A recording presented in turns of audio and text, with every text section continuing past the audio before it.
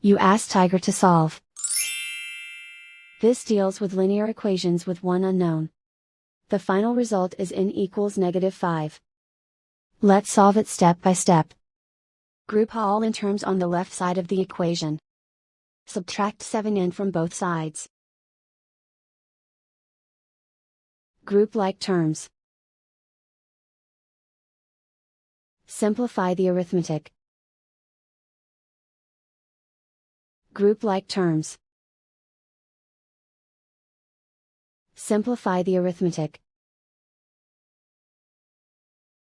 Group all constants on the right side of the equation. Subtract 9 from both sides. Simplify the arithmetic.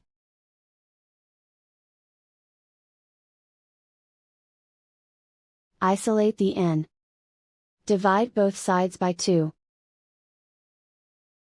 Simplify the fraction.